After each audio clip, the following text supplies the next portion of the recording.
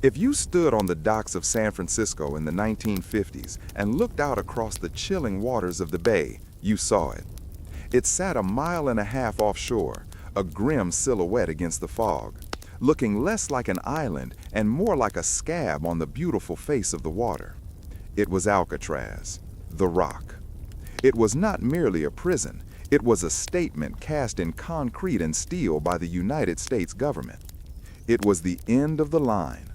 It was where they sent the men whom other prisons couldn't hold, the gangsters, the psychos, the escape artists. The rule was simple. If you break the rules of society, you go to prison. If you break the rules of prison, you go to Alcatraz. 36 men tried to escape during its 29 years of operation. 23 were caught, 6 were shot dead, 2 drowned, and 5 went missing, presumed drowned. Officially, no one had ever successfully escaped and lived to tell the tale. Until June 1962. The sound of Alcatraz was the sound of metal crashing against metal. It was a symphony of slamming cell doors that echoed through the main cell house, a vast cavernous space with ceilings 30 feet high, known colloquially as Broadway. The air inside was perpetually cold, damp, and smelled faintly of salt spray and industrial disinfectant. For the prisoners locked inside the 5 by 9 foot cells, life was reduced to a brutal routine. You were counted 12 times a day. You moved only when told. You spoke only during designated times. But the worst punishment wasn't the isolation or the strict rules. It was the geography. Alcatraz was a psychological torture chamber. On quiet nights, when the wind blew just right from the city, the sounds of life would drift across the water and filter through the barred windows of the cell block. A prisoner lying on his cot could hear the distant laughter of people at a party, the music from a shoreside ballroom, the tinkle of glasses, the sounds of women. Freedom was right there, visible, audible, tantalizingly close. A mile and a half away, people were living. On the Rock, they were merely existing. Between them and that life lay the San Francisco Bay. The water wasn't just water. It was a moat of liquid ice, rarely rising above 50 degrees Fahrenheit. The currents were treacherous, ripping around the island at 6 knots, faster than an Olympic swimmer could handle. The prison administration made sure the showers aboard Alcatraz were always piping hot, a cruel luxury designed to ensure the prisoners never built up a tolerance to cold water. If you hit the bay, shock would set in within minutes, followed by hypothermia, paralysis, and death. The warden, Olin G. Blackwell, a man with a face like crumpled granite, liked to say, "Alcatraz is escape-proof." And for decades, he was right. On January 3, 1960, a new inmate arrived on the prison boat, shackled hand and foot. His name was Frank Lee Morris. He was prisoner number AZ-1441. At first glance, Morris didn't look like much. He wasn't a hulking brute like Al Capone or a notorious killer like Machine Gun Kelly, both former residents of the Rock. Morris was of average height, wiry, with a receding hairline and intense, intelligent eyes that seemed to analyze everything they landed on.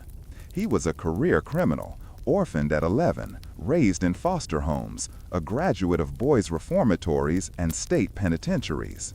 His crimes were mostly burglary and armed robbery. But Frank Morris had something most other inmates didn't. He had an IQ of 133. He was highly intelligent, patient, and meticulous.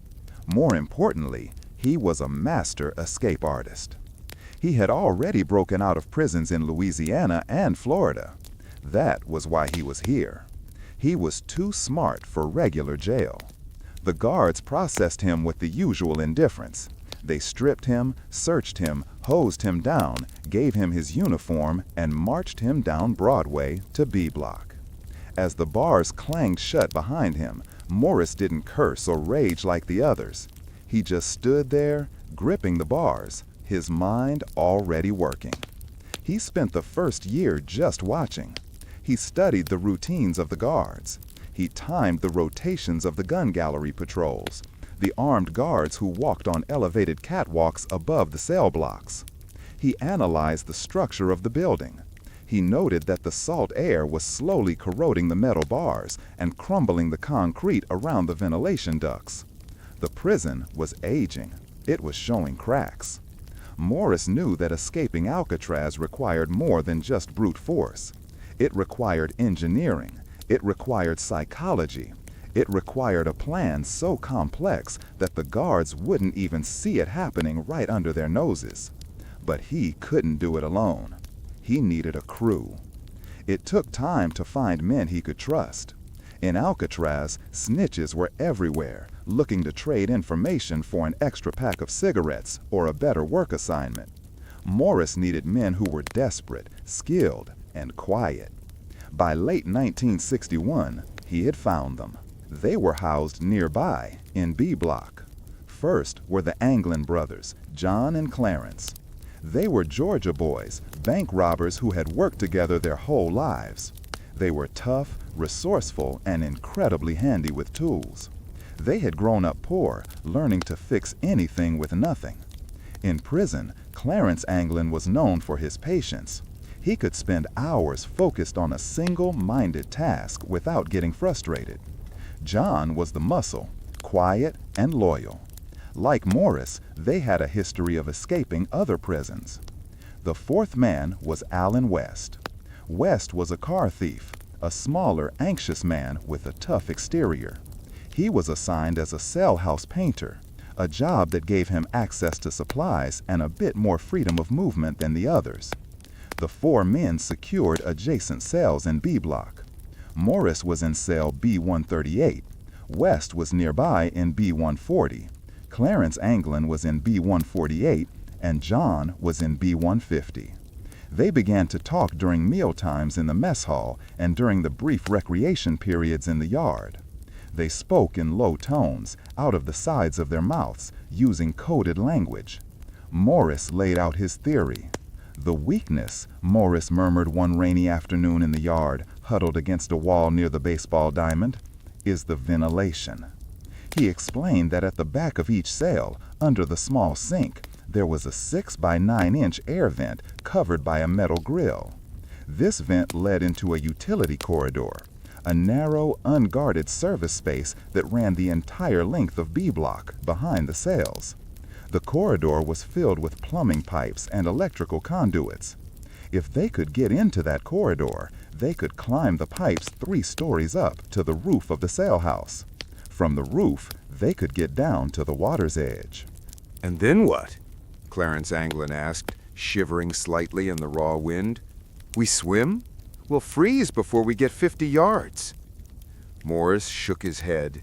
His eyes were hard and bright. No swimming. We don't just need a way out of the building. We need a vehicle.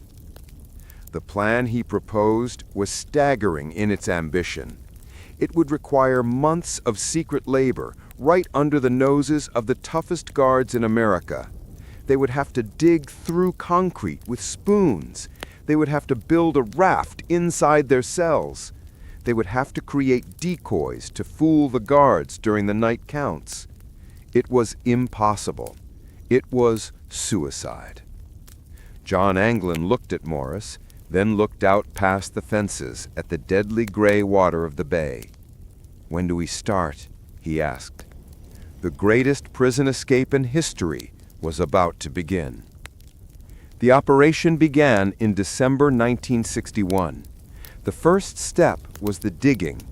To get into the utility corridor behind the cells, they had to widen the ventilation holes under their sinks. The holes were only 6 inches by 9 inches, barely big enough for a cat, let alone a grown man. They needed to carve away the concrete surrounding the metal grill until the opening was large enough to slide through. But they had no hammers, no chisels, no drills. All they had were spoons.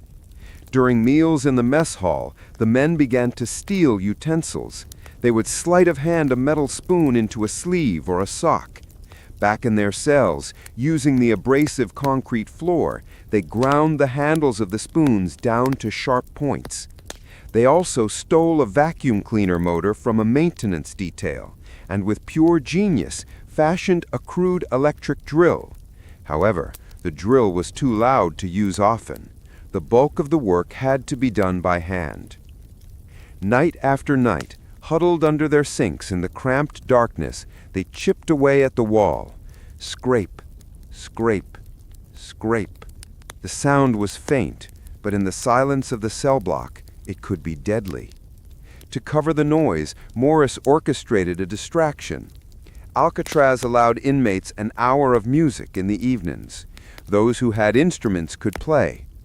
Morris played the concertina, a small accordion. Whenever the digging started, Morris would squeeze his instrument, playing loud, mournful tunes. The Anglin brothers and West would time their digging to the crescendo of the music.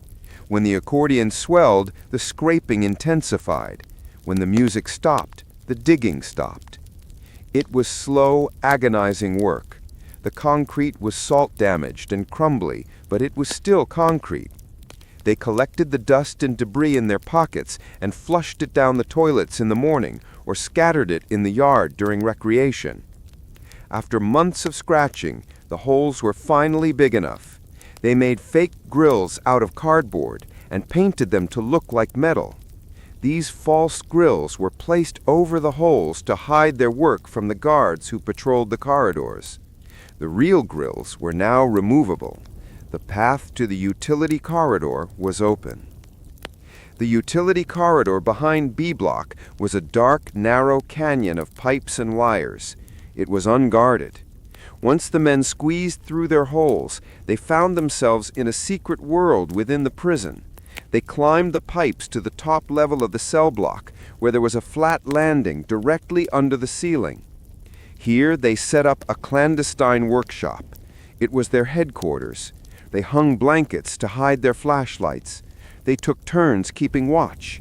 While one man looked out for guards, the others worked in the corridor.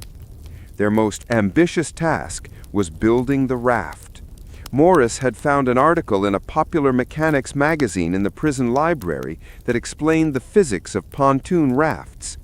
Based on this, they designed a 6 by 14-foot raft made of rubber. But where to get the rubber? The answer was raincoats. The inmates were issued rubberized raincoats for work details. Over the course of months, the team stole over 50 raincoats. Some were donated by other sympathetic inmates. Others were pilfered from the laundry. Up in their secret workshop, they cut the raincoats open and laid them flat. They needed to seal the seams to make the raft airtight.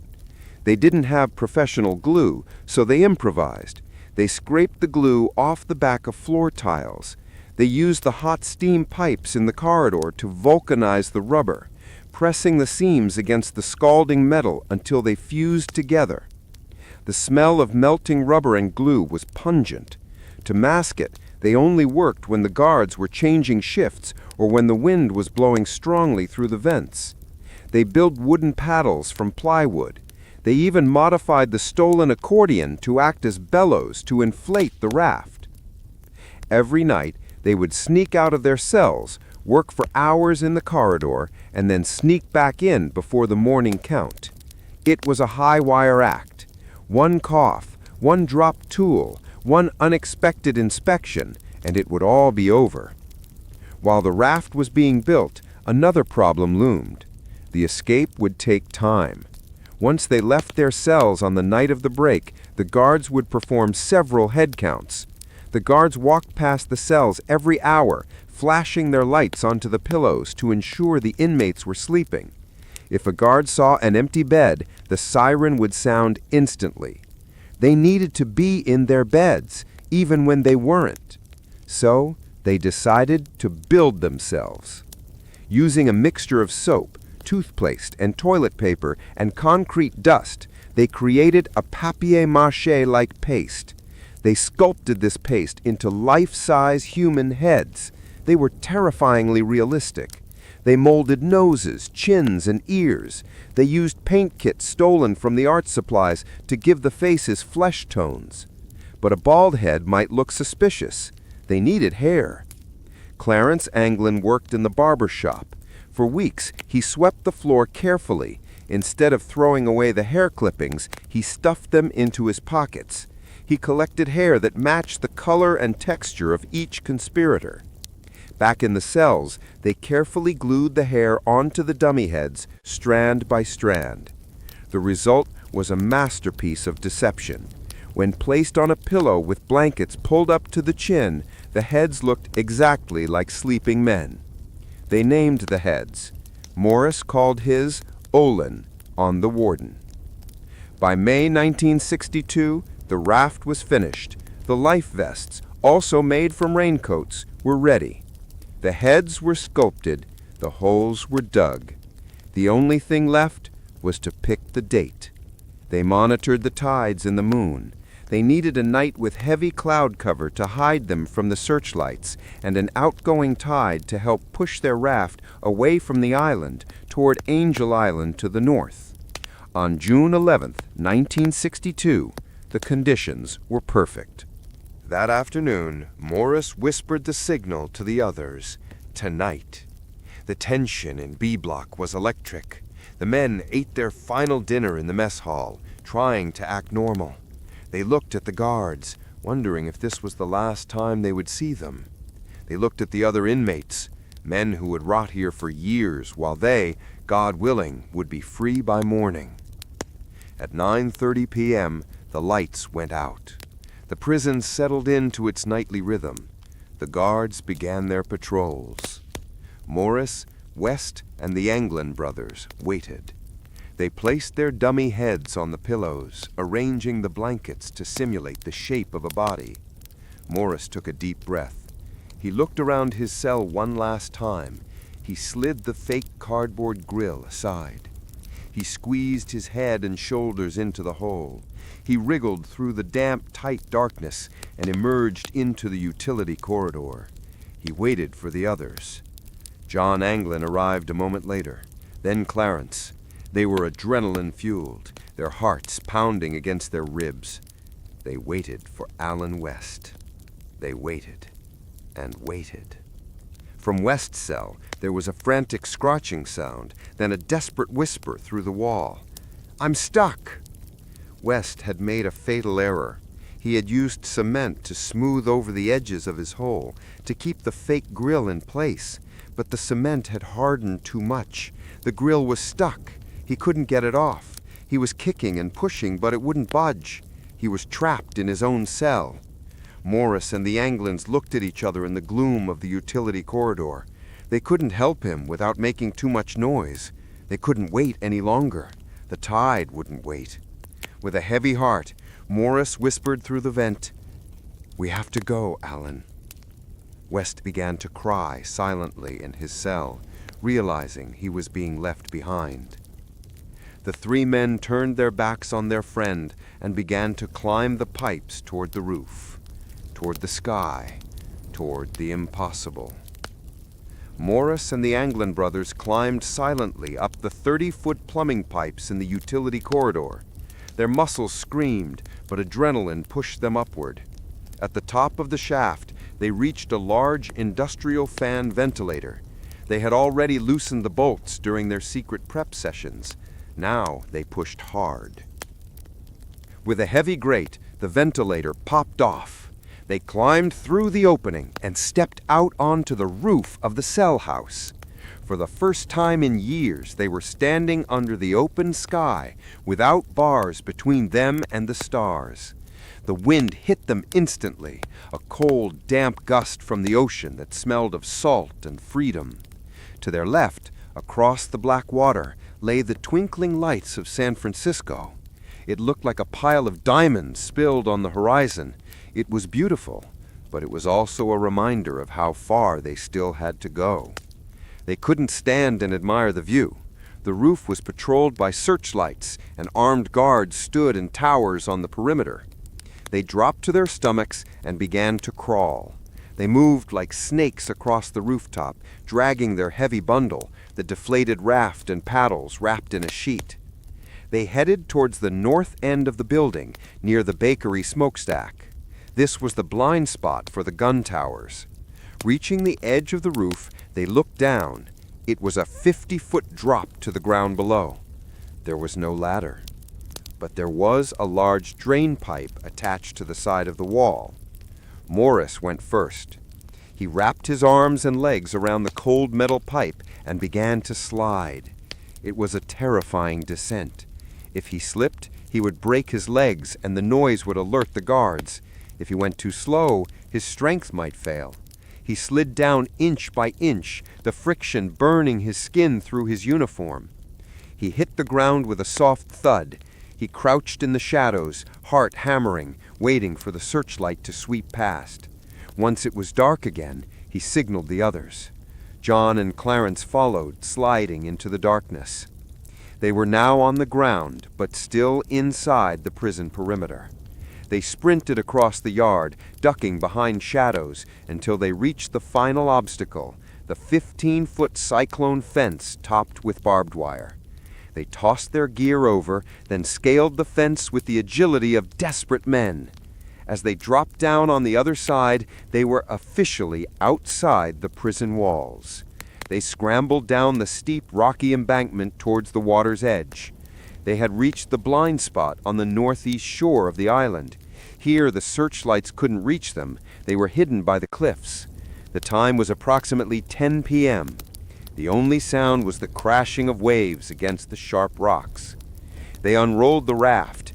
It looked flimsy, a patchwork of rubber raincoats glued together. Would it hold?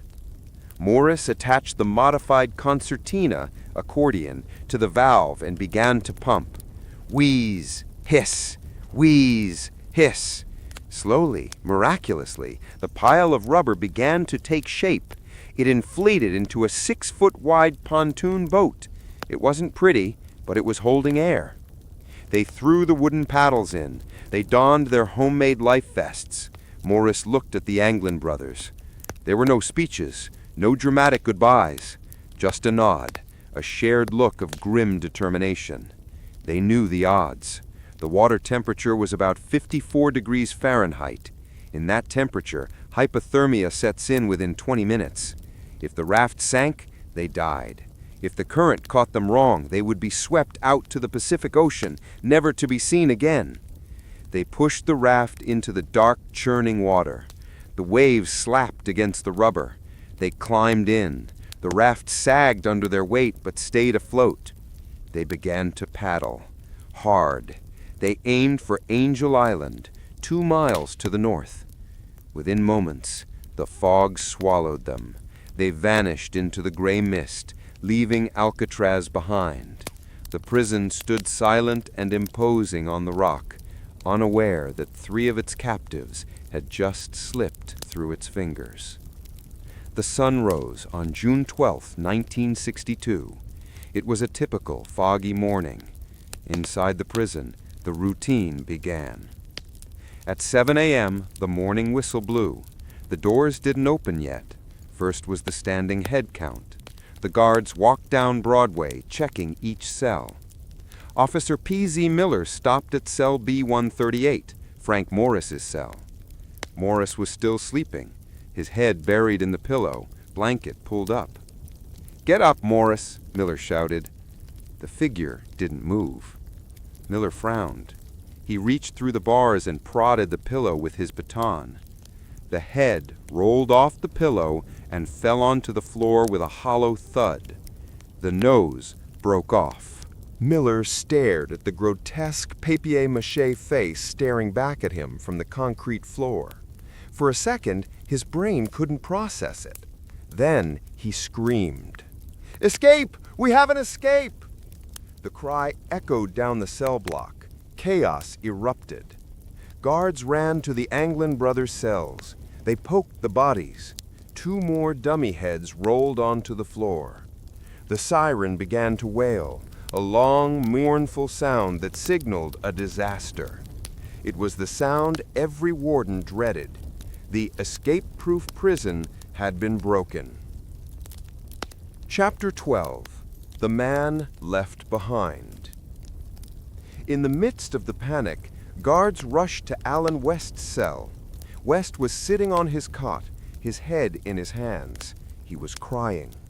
He had finally managed to kick his grill open, but it was too late. The tide had turned. The sun was up. His friends were gone. The FBI arrived within hours. Agents swarmed the island. They interrogated West brutally. Where did they go? What was the plan? West, broken and bitter, told them everything. He told them about the spoons, the raincoats, the raft. He told them the plan was to go to Angel Island, steal clothes and a car, and then disappear. The largest manhunt in American history began. Helicopters, boats, and hundreds of officers scoured the bay. They expected to find the men hiding on Angel Island, but they found nothing. No car was stolen, no clothes were missing, no footprints were found on the muddy shores of Angel Island. 2 days later, a Coast Guard cutter found a paddle floating in the water. Then, a plastic bag containing a wallet with photos of the Anglin family. Then, a shredded life vest. But no bodies, not a single bone, not a shred of a uniform was ever found on the body recovery scans. Did the tide sweep them out the Golden Gate Bridge into the vast Pacific Ocean? Perhaps. Or did they land? A few days after the escape, reports started coming in. A Norwegian cargo ship reported seeing a body floating in the ocean 20 miles past the bridge, wearing what looked like prison denim, but they didn't pick it up. By the time the authorities arrived, the body was gone. Then there were the sightings.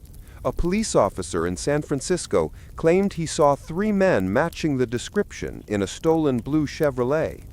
A waitress claimed she served them breakfast, but every lead turned into a dead end. On December 31st, 1979, after 17 years of investigating, the FBI officially closed the case. They handed the files over to the U.S. Marshals Service. The official verdict remained, presumed drowned. But the Anglin family never believed it. Every year on their mother's birthday, anonymous flowers were delivered to her door. There was no card, just flowers.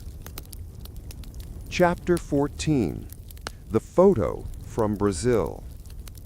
The mystery lay dormant decades until 2015, when a bombshell piece of evidence surfaced. The Anglin family produced a photograph. The photo was grainy, taken in roughly 1975, 13 years after the escape. It showed 2 men standing next to a termite mound on a farm. They had long hair and sunglasses, fitting the style of the 70s. The location? Brazil. Forensic experts analyzed the faces. The facial structure, the hairline, the ear shape, everything was a near-perfect match for John and Clarence Anglin. If the photo was real, it meant they had not only survived the freezing bay, but had managed to flee the country, travel to South America, and start a new life as farmers. It was a revelation that shook the investigative world. Could 2 uneducated bank robbers from Georgia really pull off an international disappearance act? Chapter 15. The Letter. Then came the final twist. In 2013, the San Francisco Police Department received a handwritten letter. The text was chilling. It read, "My name is John Anglin. I escaped from Alcatraz in June 1962 with my brother Clarence and Frank Morris. I'm 83 years old and in bad shape. I have cancer. Yes, we all made it that night, but barely." The letter went on to claim that Frank Morris had died in 2005 and was buried under a fake name. Clarence had died in 2011. The writer, claiming to be John, offered a deal. If the authorities announced on TV that he would only go to jail for 1 year and receive medical treatment, he would reveal his location. The FBI analyzed the handwriting. They checked it against John Anglin's writing samples from prison. The results were inconclusive. It might be him. It might be a hoax. The authorities did not make the deal. The writer was never heard again. Epilogue: The Empty Rock. Less than a year after the escape, on March 21, 1963, Alcatraz prison was closed for good. It was too expensive to maintain, and the salt air was destroying the buildings. The last prisoners were marched out in shackles, leaving the island to the seagulls and the ghosts. Today, Alcatraz is a tourist attraction. Millions of people visit every year. They walk down Broadway. They step into cell B-138. They look at the ventilation hole that Frank Morris dug with a spoon. And they stand at the fence looking out at the beautiful, deadly water of the San Francisco Bay, asking the same question. Is it possible? Did 3 men, armed nothing but spoons, raincoats, and a desperate desire for freedom, beat the most secure prison on Earth? Frank Morris and the Anglin brothers are still the only people on the wanted list of the U.S. Marshals who are over 90 years old. The warrant for their arrest expires only when they turn 100 or when their bodies are found. Until then, the escape from Alcatraz remains the greatest unsolved mystery in American criminal history. They vanished into the mist, and in doing so, they became legends.